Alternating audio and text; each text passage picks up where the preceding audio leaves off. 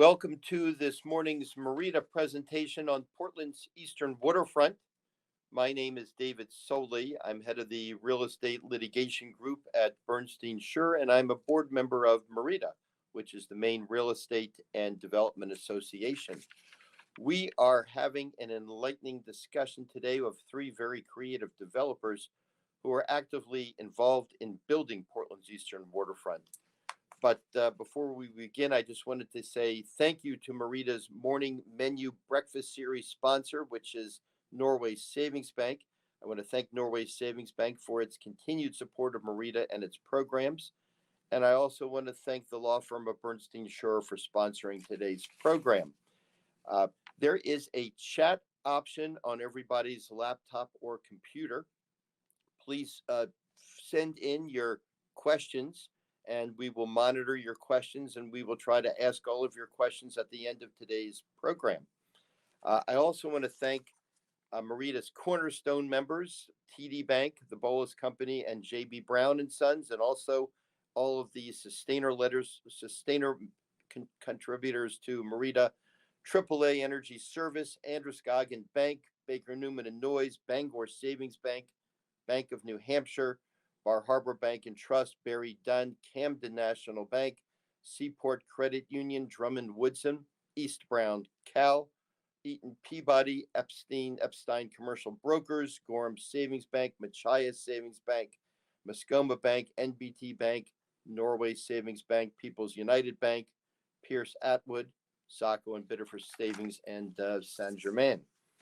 Now, today's program is also in honor of Rip Van Winkle, and that's because anyone who has been asleep for the last 5 years and suddenly wakes up and takes a walk of Portland's Eastern Waterfront is going to be absolutely stunned by what he or she sees.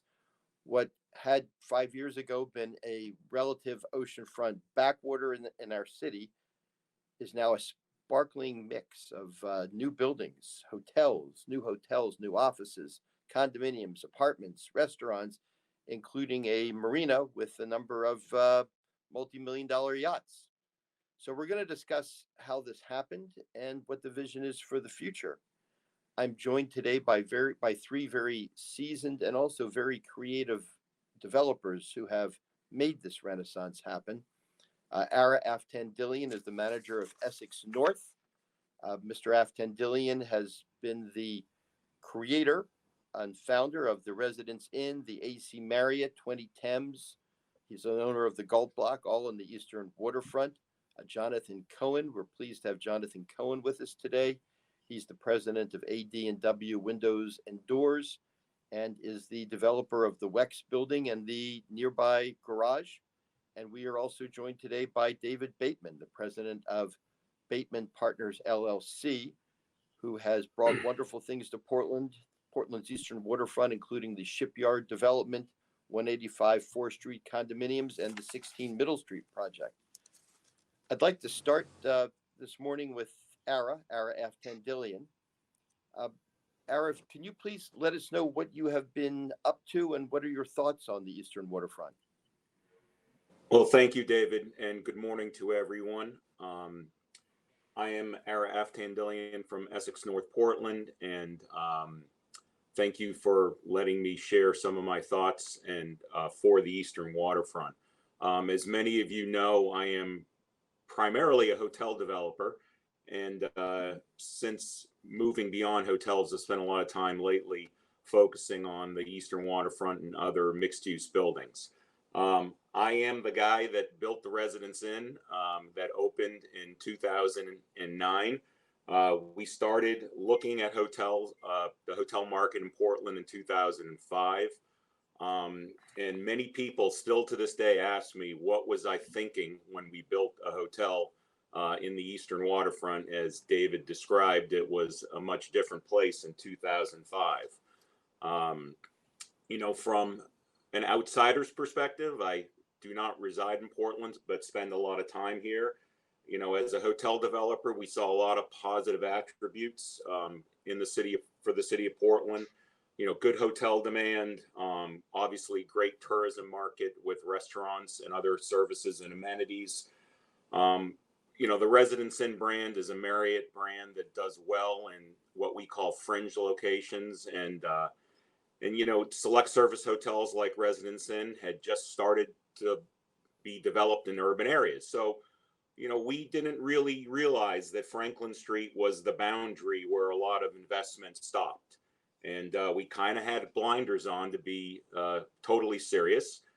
We saw that a garage was being built in the Eastern Waterfront that to us was of great interest because we didn't have to build parking. So I met a guy named Fred Forsley and Drew Swenson, and they had started the garage with a city credit enhancement agreement, and we jumped in. The first thing I need to do is acknowledge Fred's vision and Drew's vision. If many of you remember, some of you probably don't remember, that the original city vision was for a parking garage to be built on the lot where the AC Hotel is now located. Fred and Drew were the ones that, when they submitted their proposal to the city, said, why are we building a garage on a waterfront block? And they had the vision to say, Shipyard owns some land one block up, let's build the garage there, and let us build a mixed use project on the waterfront block. That to me was a real turning point. And especially looking back, one can say that's a real turning point.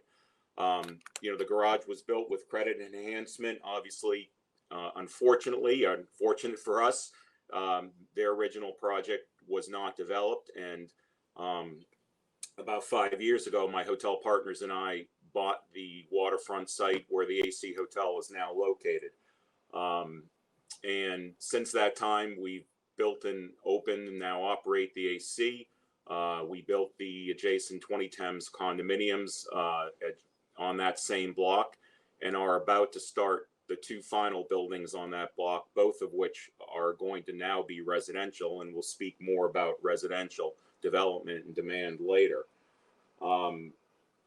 If you could put up the first aerial, please, that shows the overall context of the Eastern Waterfront area. In the middle of the aerial, you'll see our current project, the AC Hotel, and the 20 Thames condominiums. With the two yellow buildings are the next two buildings to be built. We're about to start the India Street building this month or next month, and probably pivoting the final building to residential as well. Across the street, you see the Ocean Gateway Garage, and I'll let Jonathan Cohen and David Bateman talk about their individual projects that are in yellow. We only show the plans and not, to-date construction, or, for John's perspective, the completed projects. But what you really see when you look at this aerial in context, you really see the development potential of this area of Portland. On the lower right is Portland's proposed park concept for this area that I think would be a real game changer as well. We can go to the next slide, please. So this shows our current projects in a little bit greater detail. The current project is the AC Hotel in the middle with the 20 Thames condominiums. And also note on the left, we have recently purchased the former Galt Block warehouse at the corner of Franklin and Commercial, and that comes with a future development site. And the thought is to continue to approach these projects under a master planned approach with a mix of uses, and really trying to build quality buildings. I often say that you build what you should build in these certain areas. This area of Portland, based on the history and the potential on the waterfront, really deserves great buildings, and I'm thrilled to be joined with others that share our focus to develop quality buildings. One other thing I want to say before we get into the individual projects is these are all as a result of form-based code. Many of you know that the city changed their zoning to permit form-based code in this India Street neighborhood. I'm actually a proponent of form-based code. I think it does give the development community some assurances that we can get projects built. Many of our projects were built with administrative review and not city planning board approval, which has been helpful and expedited the process to some degree. There is some criticism of the form-based code in that, it results in uniformity of buildings. And I think the quality of buildings that you see amongst other developers as well is that there's a real dedication to quality, because form-based code can make buildings boring unless you put time and effort into it. Next slide, please. So this is our current project. It's still the image and not the actual buildings, but it shows the sort of mixed use master planned approach for the current block of 4 Hancock, Thames, and India Street. We're looking easterly, and the AC Hotel is in the background. That opened in 2018 with 178 rooms. In front of it to the right is the 20 Thames condominiums, which is 28 units over retail. That was completed in early 2019. That was a very successful project, and we can speak later about the residential demand for these kinds of buildings and residential units in Portland. The other 2 buildings, you can see the Grand Trunk building to the right, that's already obviously existing, where Gorham Savings Bank is now located. The 2 future buildings, the one on India Street that you see, will be residential. And again, we'll talk more about that later. If we go to the next slide, you can see our vision for the India Street building to be built next to the Grand Trunk building, which is the gray-ish building. This is a little bit outside the box for Portland. Portland city planning will say, we want contemporary design, but contemporary design is difficult when you're trying to match and have buildings work well with historic buildings next door and or red brick buildings next door, which what you really see a lot in Portland. This is a slate building, a gray slate building, very cool, very contemporary, really higher end finishes, and it will be a rental property. Small units, 500 to 600 square feet, that really caters to the new employee base in the Eastern Waterfront. And I think a great example of what Portland can and should be in terms of residential uses in the Eastern Waterfront. Next slide. And then many of you recognize this is the Galt Warehouse building at the corner of Commercial and Franklin. We acquired this building at the end of last year, formerly occupied by Auto Europe, and we are now in the process of seeking approvals to basically make it a mixed-use building. We're proposing to add the dormer up top that you see, and bring retail and perhaps restaurant uses to the ground floor. Another example of a great building, great historic building with great bones, and in a block that is begging for redevelopment. And we're in the process of thinking about that some more, and again thinking about outside the box design that matches these historic buildings but doesn't try to mimic them. That's it for me. I'm going to turn it over, I think, to Jonathan Cohen, who is a friend and associate. Thank you very much, Ara. That's a tremendous amount of work you've been doing in just a very short period of time. Jonathan Cohen, your WEX building has wonderfully changed the Eastern Promenade and the Eastern Waterfront area landscape as well. Can you tell us a little bit about the WEX building and your garage that was predated the WEX building? Sure. If we actually put up the first slide, it kind of helps to put a little context. But that's a view that shows the Eastern Waterfront. Again, same idea. The overview Era had presented as well. You can see cruise ship, which isn't there anymore, but you can see the AC Hotel, the 20 Teams building. You can see the Wax building front and center on the waterfront. You can see the Residence Inn behind that. And off to the left, you can see the mass that is the front of now the Ocean Gateway Garage. And off to the right is the 104th Street building, which is currently under construction. So to give a brief overview where we are, I grew up in Portland, so for me, I got to witness the transformation that was happening. And when Fred Forsley and Drew Swenson really started to put forth the idea, I thought it was fantastic. And it was an opportunity for me when things didn't quite work out as well in their development process to be able to step in and actually partner, I guess you would say, with Era at that time, so that we were able to acquire the Ocean Gateway Garage.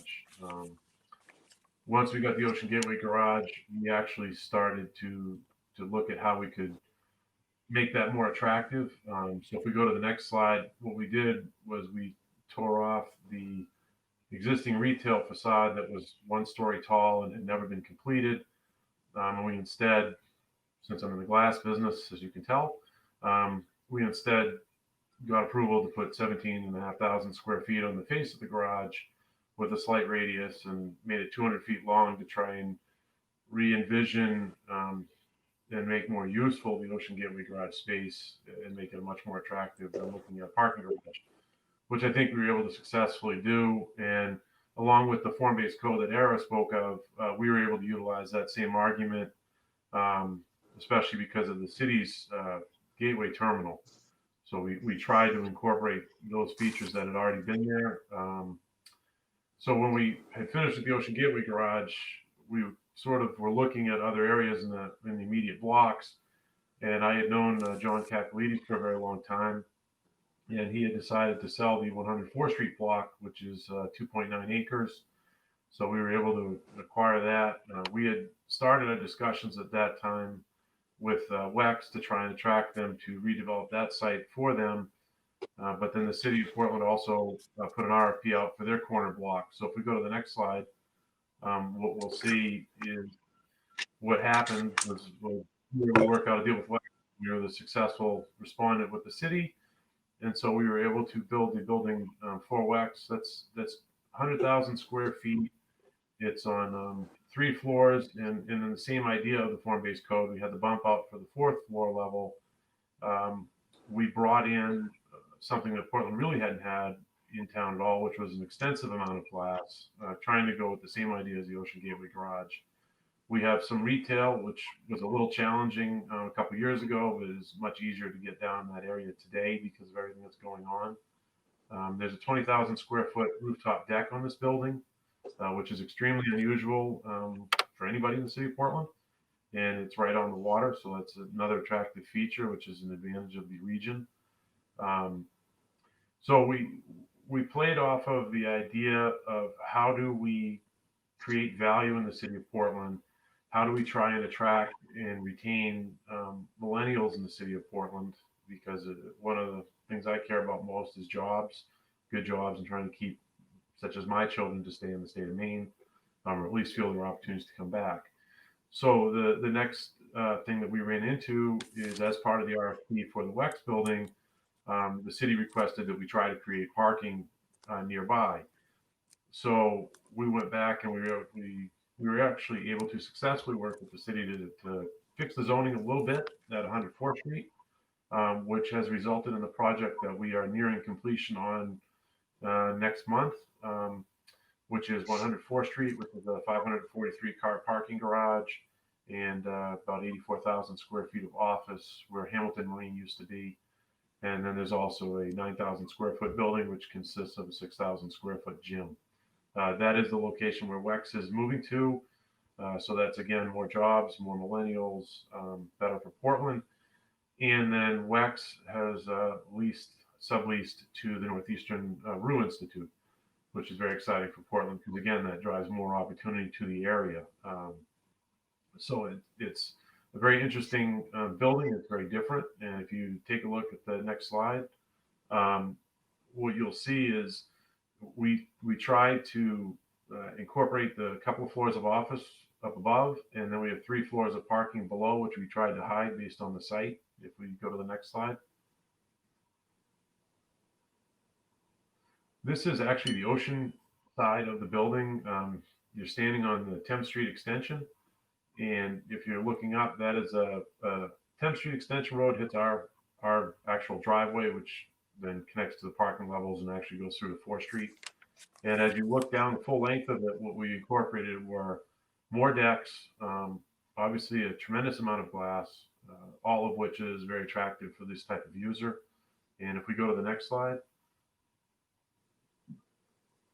what you'll see is we started with the cruise ship aerial view, and what you see from this view is the 104th Street building being completed on the right, the now complete Wex building on the left. Just past it, you can see the AC Hotel on the left in the little corner. And if you look almost in the middle, you can see the brick and the green, which is the Bush and Gateway Garage and the Residence Inn. One of the things that I consider myself very fortunate is that I was able to be around people who are very experienced, trained developers, such as Ara, such as David Bateman. I was exposed to the Forsleys and the Cacolidis, so a lot of that was able to rub off on me, as they were kind enough to spend time and educate me.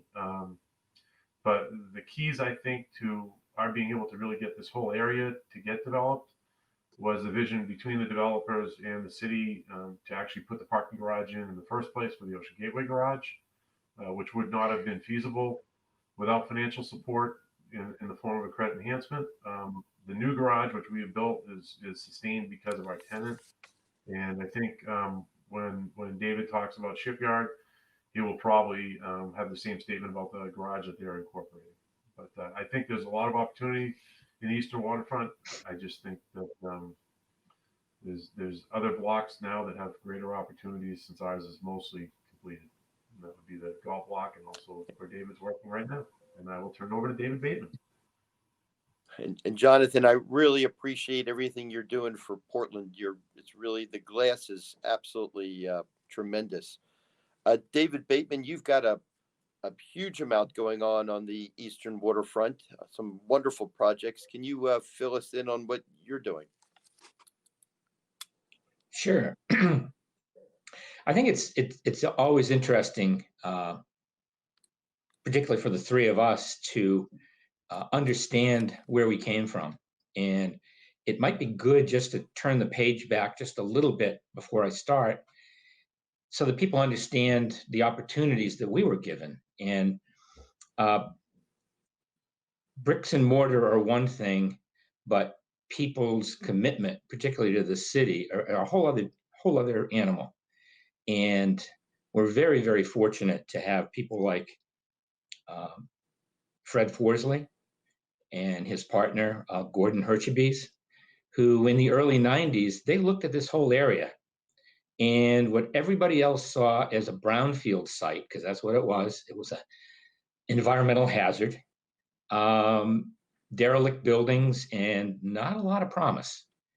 They saw something very, very different, and had the courage to say, you know what, not only are we going to buy 4 acres down here, but then over the next several years, they continued to do parcel assemblages, went through the arduous process with the DEP, started doing the cleanup, the things that were necessary to allow the three of us then to come in and look at individual pieces and have a base to start with. And, you know, without those two guys, I dare say it might still be sitting there as derelict property, because having gone through the brownfield process myself, it's not for the faint of heart. So thank you, Fred and Gordon, for having the courage to do what you did. And for our project, the Shipyard project, it's actually the 5th project that I've co-developed with both Fred and Gordon. They're great guys to work with. And again, kind of getting back to the backstory here, they had in the back of their mind, particularly for the Shipyard site, redevelopment, but in a way that was truly mixed use. It's in an interesting location. It's kind of in the heart of the area. But their plan was extremely ambitious, and to accomplish, a $120 million project, and that's really what it is, a mixed-use project. We needed a real anchor tenant, and this kind of goes back to my first comments about people having commitments to the city of Portland. David Shaw had actually, many years before, started IDEX down in what's now 58-4, in some of the brick buildings that Finney Sprague had at the time. He could not continue, he could not develop the way he wanted to in terms of square footage in that location, so they obviously wound up in Westbrook. But years later, fast forward to now, David saw the opportunity to realize his long-term dream, and that's to be on the Portland waterfront. And it was with a whole other company, Vets First Choice, who was our anchor tenant and financially allowed us to do a project which is much more ambitious than just one piece. Now that project involves 160,000 square feet of space for Vets First Choice, which is now Covetrus. And within that is a 40,000 square foot pharmaceutical facility. And if you put up the first slide, I can tell you and show you a little bit about how this project has really come together. The slide to the left-hand side is an aerial view, which shows the project looking towards the water, and the shipyard building is the little building down in the right-hand corner, yellowish, and that's the original home of Shipyard Brewing. They are still there. The tasting room is down in the lower floor, right at street level. But the upper two floors are being converted into 40,000 square feet of pharmaceutical production area for veterinarians, animal pharmaceuticals, which starts to really get to the heart of this project because it involves the manufacturing of pharmaceuticals, then 120,000 square feet of corporate offices, which are built on 6 levels. Next to it, going to the left, and at the heart of all of it is a 400-car parking garage. And as Jonathan said, things like 400-car parking garages are, without outside help, are very, very difficult unless you have major tenants, major users that you can finance these things with. In addition to that, on top of the garage, we're building a 105-room Cambria Suites hotel to really take advantage of not only the location, but the views looking out over the Residence Inn and out to Casco Bay. Along Newbury Street, which is at the you see the little residential buildings, there's 3 of them. We're actually providing, again, the housing. We lost about 9 units when we redeveloped the balance of the site. So we're actually replacing those units, but doing it in a way architecturally that it matches the other side of Newbury Street. So when I say it's truly a mixed-use development, it really is. There's a lot that's packed into that 2.5 acres. And without the form-based code zoning, I'm not so sure that it would have been achievable. But again, within the context of those of the zoning, we were able to really architecturally bring these pieces together. And in fact, when we talk about architecture, that's the one thing that I think binds the 3 of us together. And that is, for the majority, we've all used the same architect. And that would be David Lloyd, a Portland architect who's been very instrumental throughout the city, whether it's historic rehab or it's new construction. And I think taking form-based code, which, as Jonathan said, can be very bland, I think David's done an incredible job of leaving different fingerprints on each of our projects. And unless I probably told you that it was the same architectural firm, you wouldn't have guessed it.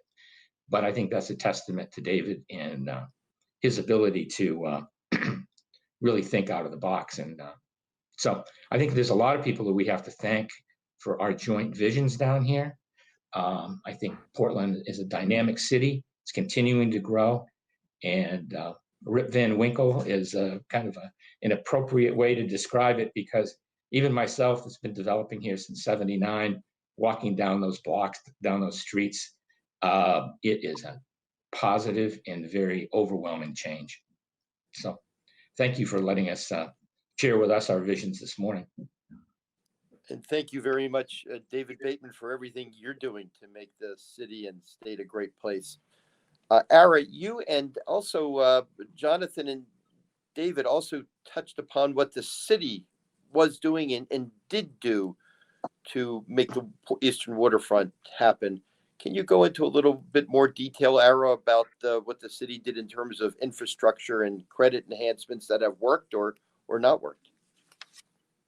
Yes, thank you, David. Before today's event, the four of us had the opportunity to speak a little bit about what we see for the future of the Eastern Waterfront, and we'd like to spend a few minutes just talking about those matters and maybe then opening it up to questions. John, I mentioned it. Jonathan Cohen mentioned it as well. David and Jonathan have the benefit of being able to build a parking garage because of tenants. Parking garages are extraordinarily expensive to build. And think about it. I'm a firm believer that if the city had not provided credit enhancement and built the Ocean Gateway garage, we'd be in a very different situation right now. More parking is needed down here. And I think I'm hoping that at least one or two more garages get built in the Eastern Waterfront area, and it will require credit enhancement. There are some that believe that, your car is going to drive you to your office and then drive itself home in 10 or 20 years. But until that time, and based on the demand for residential and further mixed use in this area, we're going to need more parking. And I think credit enhancement has to work. It is the only way it's going to make it work. The other thing I'd like to say, and I'll let the other David and Jonathan, chime in on this as well. We've built residential with 20 Thames. We're now proposing to build rental properties on our current project block. I think Portland's potential and growth potential going forward is really going to be driven by further residential development. Again, I am a great study. I like to study other cities and markets and areas. And I mean, look at what's happening in the Boston Seaport, in downtown Brooklyn, as an example of how cities grow. Boston Seaport and Brooklyn started out 100% as residential buildings, and young, smart people want to live in these areas. And guess what? The companies that want to hire those young, smart people, like Covetris and Wex, end up locating where their employees want to live. And I think, as David Bateman said, a mix of uses going forward, and especially more residential development in the Eastern Waterfront, is going to be critical for this area's continued growth. We'll talk later about the referendum. That's why the referendum scares me like I can't explain. It's, the IZ, inclusionary zoning regulations currently in place right now are a challenge. It makes building residential buildings difficult. We're willing to do it. We're willing to take the risk. The returns are not like potentially other uses, especially now. But I can tell you, and I'm sure David and Jonathan will concur, that if the new IZ regulations come in, we can't build residential buildings anymore. And I think everyone who resides in Portland needs to understand that. And it's a tough sell. It's a tough sell to say to people, we have to charge lower rents. Lower rents work for the city of Portland. I will say, as one who studies real estate, rent control has never been a winner. and the inclusionary zoning changes would be catastrophic. And, and we'll come back to some of those issues, but David Bateman, you are also got some residential plans. You've built some residential already, and you've got more coming, right? How do you feel about residential being a part of the Eastern waterfront mix? Well, I think Ara, hit the nail on the head. You've got companies which are coming to Portland because Portland is on the map across the country as one of the great places to live. We have opportunities here, both socially and in terms of the job market. But the unfortunate thing is on the recruiting end, because we see this when companies start, are recruiting. The good news is it's a great place to live. Bad news is there's no place for you in Portland. You've got to go outside the city, and it doesn't play well to the younger employees that are coming here for a dynamic, walkable city experience, and that's what's critical. And I think what Ari's saying is, different. The costs are costs, and one of the things that is a truism: nothing is ever cheaper tomorrow. Costs rise, labor costs rise, acquisition costs rise, and you have to be realistic about what are the demographics that you're going to serve. Is this going to be a community, a city that it becomes overwhelmingly supported by either, whether you call it rent control, whether you call it subsidized housing, it doesn't matter. Affordable housing, I think that workforce housing is a whole other animal. I think that becomes something that we're looking at currently, and with a proper mix, yeah, you can make it work. But when you start going further than that, and the amendments to the inclusionary zoning, it just makes it financially impossible. So it pushes folks like ourselves outside of the city, which then starts to limit the number of companies, which we need as a growing tax base here, to other surrounding communities. And maybe that's okay. Maybe Portland decides, hey, we're big enough, we don't want to grow anymore. The problem is our cost for our schools and our infrastructure don't stop. So that development is critical in terms of maintaining a tax base that's going to support what people have come to expect. And I think those are things people have to wrestle with. There's the good with the bad. And David, Jonathan, you also mentioned. Go ahead, Ara. Sorry. John, yeah, I just wanted to say that, and I'll let Jonathan add to this. What we also talked about is that not only is Portland obviously a very desirable, livable city, great amenities, but now, Portland needs to think about competition with other cities. Saco, Biddeford, etc., are improving their downtowns, and Portland, we can't just sit here and rest on our laurels of great restaurants and a great livable city. There's competition out there, and I think this city needs to understand that it needs to promote itself and make it easier, better for us to build great buildings here, and not have a lot of the millennial market go to Biddeford. And plain and simple. John? So, if you had asked the question about credit enhancements, clearly without the Ocean Gateway Garage TIF that was done, they wouldn't have built that garage. And so that entire area arguably may not be any better today than it was 25 years ago. But that happened and the area pushed forward. And I think what's interesting as we try to address, if you will, the housing issues in the city of Portland, there's one approach to try and regulate and bring in rent control and all these other things, which really have proven unsuccessful in pretty much every market that they've tried it.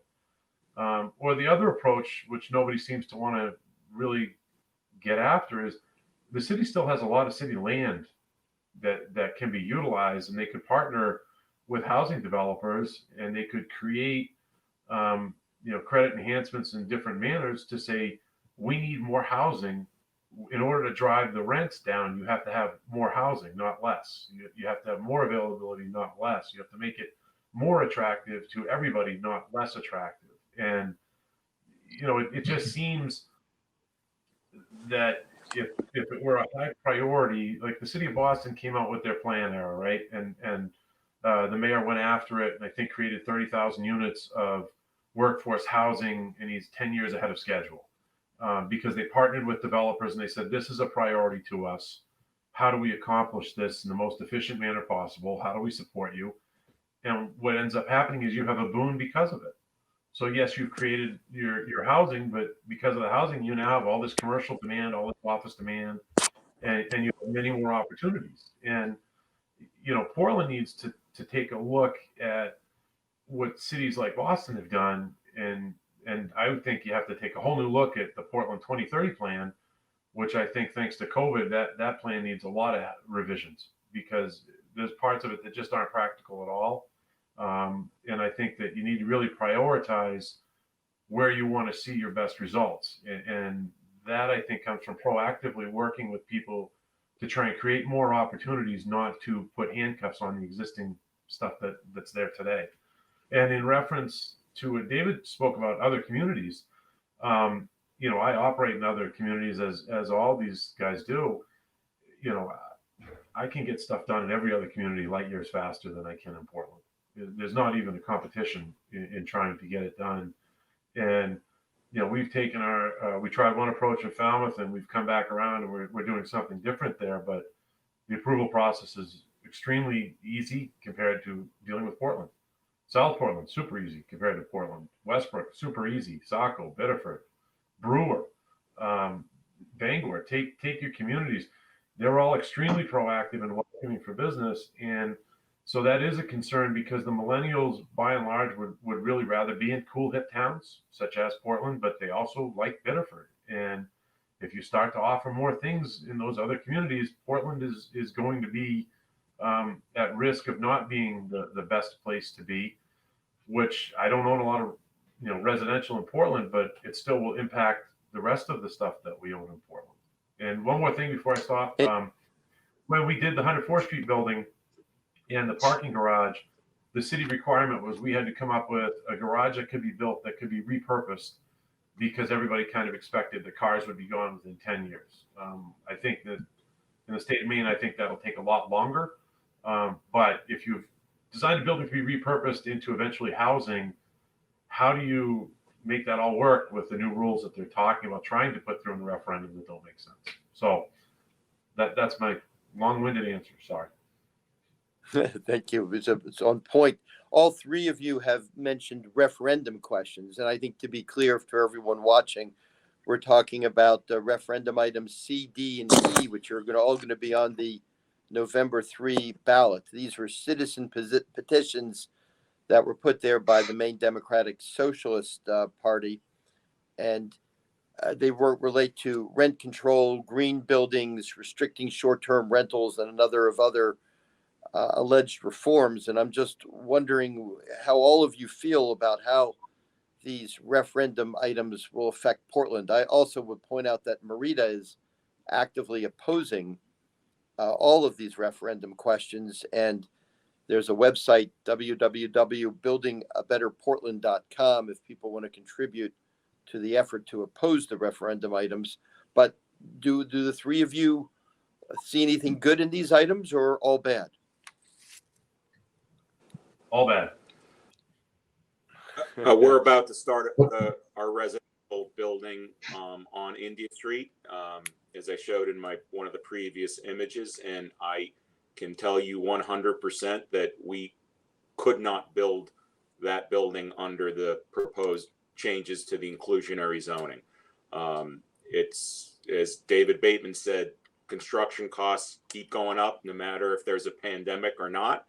And it's going to get more challenging going forward. And the one thing to add is that, the benefits of from a developer's perspective, forgetting about our love and desire to increase, opportunities in Portland, Saco, Biddeford, South Portland, one can build larger projects, and with scale comes reduced costs. We're building smaller projects in the Portland, and if you look at form-based code, it's designed for smaller projects in Portland. And adding in these new proposed regulations would be a death knell to that kind of quality form-based code mixed-use development. I'm very, very concerned about it. David and Jonathan, Well, do you have different opinions, or what do you? Go ahead. Well, I think there's another piece to it that, no one's talking about, but it's the reality. For the last few years, we've all been living in this interest rate never land, which is not going to last. It's unsustainable. Talk to any banker. These are very different times, but they're not here. We're at the end of those times, and you start putting on these types of regulations, and you look at your actual costs. Just financially, it makes no sense. So therefore, you don't do it. You move to another market segment that's that you can have some financial feasibility and some surety in. That's how we work. Oftentimes, we're in a very lonely world as developers because we know each other. We know what our limitations are, but the fact of the matter is we're all constrained by financial realities. And there you have it. You can't create the things that we're doing. You can't have the same level of concern and provide these things without the financial tools and the ability to do it. And that comes through zoning, that comes through financing. You put them together, and that's what makes it successful. There's lots of people out there that they don't get it. And there's a lot of projects that consistently are left in the wake. And we know because we get the calls, and we're the guys that have to come in and clean it up. Would you guys disagree with that? No, I mean, the only other thing I might add to it, the three of us on the screen here talking today, on our various projects, I have indirectly / directly employed probably 900 people for the last 4 years now, working in the city of Portland on my projects. David, I'm sure you're going to be at that same level, and Era, you're probably writing the same thing as well. So when you think about it, and you use multiplier factor of how many other jobs are therefore created because of it, you start to realize the major impact that developing has on your overall community. And the other thing I want to say about all these referendums, they're proposing that all of a sudden you have to require union labor to work. Now, you're in the state of Maine. We have an extraordinarily low union force in the entire state. My company is and has been non-union since my grandfather founded it over 70 years ago.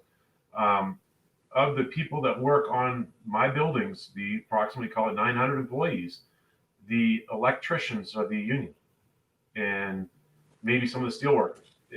But other than that, out of those 900 employees, there's probably 750 to 800 that are non-union. So if you want to require union in the city of Portland on your projects, you can take a look at what happened to Drew and Fred Forsley back when they were looking to build the original project across the street from the Ocean Gateway Garage. And that was that they were about 50% higher than it should cost because they were required to use all union labor. And that killed that project. I think it added almost $50 million, if I remember correctly. So, those are real direct impacts. And if you want to stop a city cold in its where it is and make it wait 20 years to do something new, then those are those referendums. And I just don't think that that's the right direction for Portland. Thank you. We're getting a number of questions from the hundreds of people that are watching us. Nate Zanton asks what's going on with 58 4th Street. That's the Portland Company project. I know that none of you are the developers of that site, but do you have a sense of how that's going to impact the eastern waterfront and how it's going to impact your projects? Let me chime in that I often say that I am 58 4th Street's greatest champion. we would love to see that project get developed. And it's interesting that I often say that, you know, the development community in Portland is a really strong and dedicated to the city group, and we all help and support each other quite a bit. I mean, 58-4 is going to be a big challenge. It's a big project with a lot of infrastructure. You know, as David Bateman said, you know, a tenant's going to drive that project. I mean, we all want to see that project succeed, but there are challenges ahead because of its size and scale. You know, we're keeping our fingers crossed, but I think we all understand the challenges that they're facing. I would agree with that.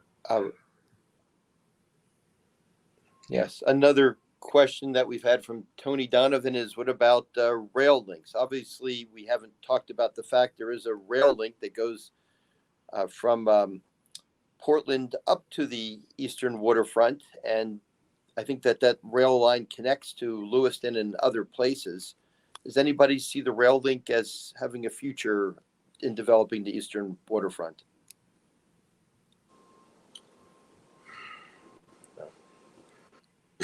Anyone want Okay. I think that it's wonderful if it did happen, but that has a lot of monumental challenges to accomplish. I think one has to be realistic in this post-COVID and post-COVID environment, that funding for those kinds of projects are going to be next to impossible. Believe me, we'd all love to see more public transportation. I think you're seeing the same battles in other coastal cities as well. I think we have to stick with what we have right now and hope that technology and self-driving cars make things better going forward. I think to rely on public transportation is, unfortunately, I don't think it's going to happen. I'd love to see it happen, but I don't see it. And Ara, there's a number of questions coming in about green buildings, people suggesting that green buildings are in fact economical now. Do you have a feeling on whether they're economical now or depends on the situation? It really depends on the use and the type of buildings. I've built LEED buildings before. You have to have investors that see the value of green buildings and LEED buildings long term. We want to build better, more efficient buildings going forward. It just adds to cost, and you need, you know, this is another example where we'd like to do those things, but having it imposed on us by the city is never the right way to do it. David Bateman, Yeah, do you have any thoughts on that? Yeah, I do. We've been involved with LEED buildings. We go through this, just as Ari said, it's a calculation. And the thing that's striking to me is that every time that we do it, the main energy code right now, you need to follow. You have to follow. There's no way around it. That's giving you exactly the same benefit that paying another consultant, another overlay for more money yields you. So there's no cost benefit there. We do it anyways because operational costs are what drive our bottom line. So we're as much, if not more, concerned with energy consumption, which is the driving force behind LEED projects and so-called green buildings. I think anyone who's in our industry builds energy efficient green buildings as a matter of course, both because of the regulations in place currently. You don't need another overlay to tell you how to manage your bottom line if you're a seasoned developer and a long-term owner. So I just don't see the need for that. It's another useless overlay that's expensive and there is no cost benefit. One of the things that does make sense in urban areas like the city, and we've looked at this in terms of cogeneration, and to the extent that developers like ourselves understand each other's programs, I think we may have missed some opportunities, but we need to talk about those in the future where we could co-invest in cogeneration for multiple buildings. That does make sense. Because it's energy costs and it saves everybody on the bottom line, and it makes us more competitive when we go out in the marketplace and we're courting tenants that are providing jobs and to the job base. And those are the things that make cities dynamic and make them competitive and put us in a better position nationally to attract those companies that we really need for our tax base to grow. So, Jonathan, I that's in see our you court. nodding your head. Well, I just, I'm a subcontractor as well, like the largest commercial glazing contractor in the state. So we're obviously fundamental to building envelopes. As a developer, I'm also very attuned to it because of the cost structures that it would impact the buildings I intend to own long term. As I've said many times publicly, I don't find the benefit to now have a LEED certification on a building because everybody builds to, at a minimum, a LEED standard or better. The main energy code requires that you have to do that anyway. So I don't really see the need to have a plaque on my wall that tells me that I did it. You have to meet your requirements to build your building. And, in the realm of what I do, we've seen the envelopes change significantly in the last 25 years, where constantly better performance in not just the metal systems, but in the glazing systems and all the glass. And they keep coming out with better and better performance glazing. So, there are lots of ways to achieve much greater efficiencies in your buildings, and without having to have as David said, to have another layer of unnecessary regulation thrown in. I mean, you have to meet the energy codes, and they get more stringent every year. And we operate in Massachusetts as well, so their energy code is much more stringent. And once you understand how to do it, you carry that through everywhere because it makes more sense. Because you aren't looking for a LEED certification, your cost difference is really not much. Because when you want to pay for LEED, they're going to charge you 10 to 20% more for simply being LEED, not because the product's different. It's the same product. Jonathan, are we going to be seeing glass windows in our lifetime that are going to produce solar power and have other generating properties as well, do you think? They already have it. It's a matter right now of trying to get it into the realm of affordable. Much like you see switchable glass, the first time someone came out with switchable glass, it was extraordinarily expensive. It's still very expensive, but it's probably half of what it used to be. I would imagine, maybe especially with Elon Musk, I would think he'll probably figure out a way to do it to make the solar panels in the glazing even more affordable than they are today. But that does exist. So it's already out there. It's just adjusting your building to it because you have to run a lot of wiring from the actual glass through your systems, through your building to get back to your panel to where your generation is done. But it's out there. Well, I greatly appreciate all of you taking the time and the energy to not just develop the Eastern Waterfront and make Portland beautiful, but also to take the time to be with us today and give us an overview of your thoughts and your vision. For people watching online who want to see this again, or people who haven't seen it, this program has been recorded and it's going to be available on the Merida website in the future. So anyone that has any questions or thoughts, you can contact Merida. And for those people that are interested in opposing some of these referendum ideas, Merida's collecting money at their website called www.buildingabetterportland.com. I want to thank everybody for being here and all of their brilliant thoughts. Thank you so much. It's been a tremendous pleasure. Thank you, David. Thank you, Merida. Thank you.